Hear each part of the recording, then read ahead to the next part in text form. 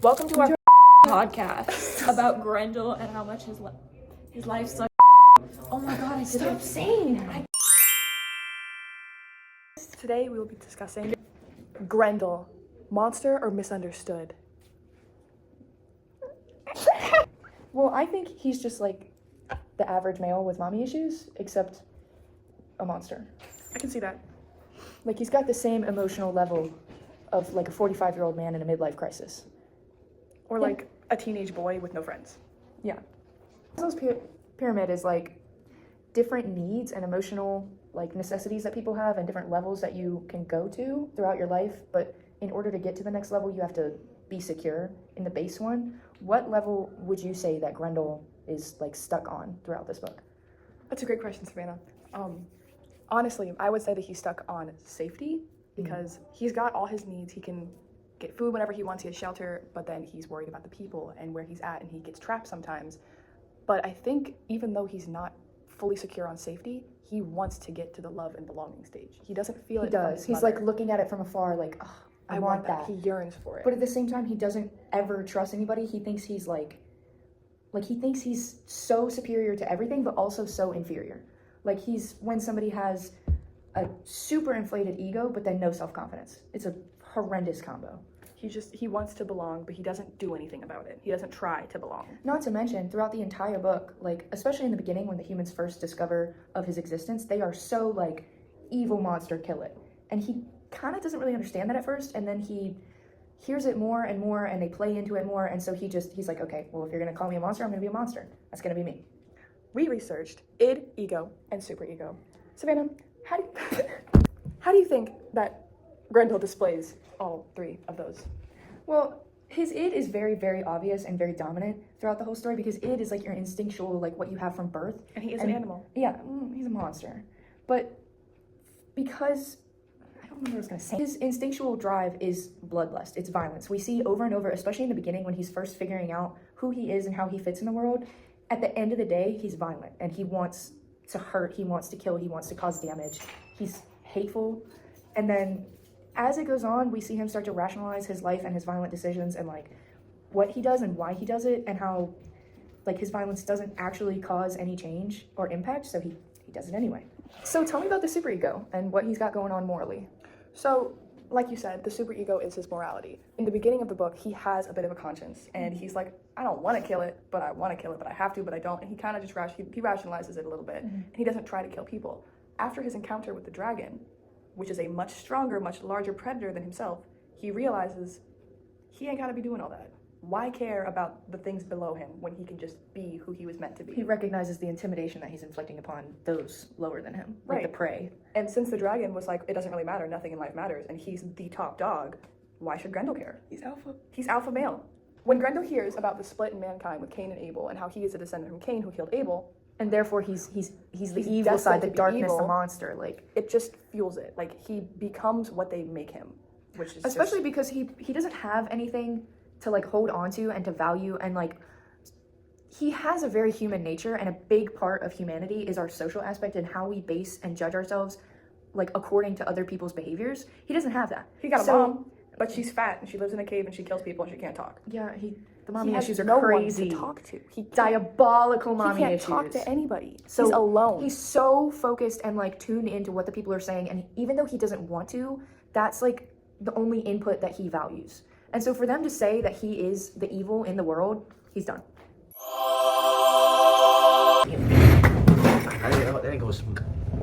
This is the sponsor from SeatGeek. This is the sponsor from SeatGeek. Join now. Click the link below to get your first purchase, 25% off. Use code Northwood Art Show, all caps. Northwood Art Show. It's right here today, and tomorrow, right? And tomorrow at 6:30 p.m. at Northwood. Be there or be square.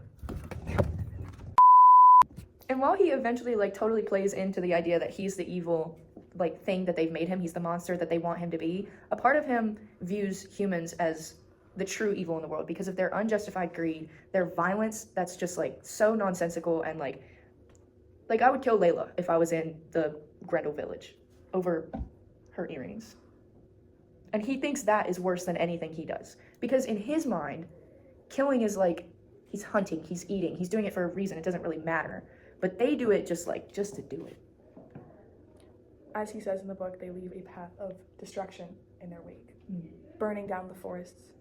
Hippie subway, save our forests. While Grendel does see a lot of the negative in humanity and thinks that humans ain't he does see some good in them. He does see some good in them. Like, for instance, Wealthio, whatever you call her. Bad! He thought she was a very beautiful woman, and he didn't understand why she was with King Hrothgar. She couldn't understand it, and but he thought she was beautiful, and he thought that killing her was a horrible act. Like, he set that apart from killing anybody else. Like, she was different. So she had that impact on him of, like... But he would also savor the idea. You know what I mean? It's like Yeah. when you give your mom a candy bar and it's sitting in the fridge for 3 months and you know she's eating it, but like little nibbles. Yeah. Like that was Grendel thinking about killing Wealthia. Because it was, like, the ultimate act of nihilism, as he says. Another instance where he sees the good in humanity is with the Shaper, but that does change throughout the book, along with his opinions on Wealthio. He thinks that the Shaper is like this beautiful songwriting lyricist god of just different from the humans, because he doesn't see him do much else but sing and write songs and music. So he thinks he's better than the other people, and he enjoys his songs, and what he says is true to him, and his word is God. But do you think that like Grendel was so eager to find a reason why something good about humanity actually wasn't, like he was so quick to twist it. Do you think that him thinking that the Shaper was a liar was an exaggeration? Because we never, I don't know, I guess we did hear what the Shaper said, but we never like really experienced it in a non-biased way. That's a good question. I don't really understand what you were saying, but I know, I lost myself in the question. she got lost in the question, but I think I get what she's trying to say. He turned against the Shaper and all the people once they started, I think, having hatred towards him in a very, like, unnecessary way. And Yeah, like they didn't even give the dude a chance. No chance. Like, When they first encountered him, nada. He tried to talk, right? Nothing. at least we know what we're talking about. We are aware that this podcast might seem a little interesting because we barely touched on the id, superego, ego stuff, and Maslow. into that? Maslow. We went into it, but we really, really want to talk about Grendel's death. We got some hot takes, and it's juicy because like Quite juicy. y'all are not gonna get this. We back to discuss. So there's a lot of theories out there about the actuality and reality of Grendel's death. So there's one, he jumped off the cliff that he referenced earlier in the book, talking about if he was gonna die, it'd be suicide by those cliffs. Some people think that the cliff that he mentions in his death monologue is just like a complete metaphor for dying, like he's falling into death. And then there's he died in the forest, and then there's he went crying home to his mommy and died in the cave. What do you think? What's your opinion? Personally, I believe that in Grendel's death, he tells the story of his life. What do you mean? You know how when you're dying, they say your whole life flashes before your eyes? Yeah, and it's like a crazy 7-second thing, and it's like everything all at once. The whole book is being told from his death. Oh, like that's his 7 seconds. The whole book is like his. And I think this because of how the book progresses in like the tone, the mood, the vibes of everything. In the beginning, it's very like, you can understand it. It's coherent. It's really cohesive and coherent. Like he's makes with sense. it, yeah. But as it gets towards the end, it gets weird. There's like weird writing. He starts singing. It's becoming like sing-songy, random. He's losing it. And I think the reason why we see that in the book and in the text is because he is losing it while he's dying, and he is slowly just drifting away from all of sanity into death. That would totally make sense because throughout the book, especially towards like the end half, he talks about he's holding on to tree roots and he's falling into darkness, and it's like totally out of context. He did it 2 or 3 times. So do you think that's him like flashing into the real moment of him dying? Yes, I like do. out of his like 7-second kind of thing? And I think that's why he had such a connection to the cliff at the beginning, because that's where he's Because that's gonna where end he up dying. died. Another segue there. Oh. The beginning of the story, he talks about the cliff where he dies. beginning. In the beginning, he talks about the cliff where he dies at the beginning of the story.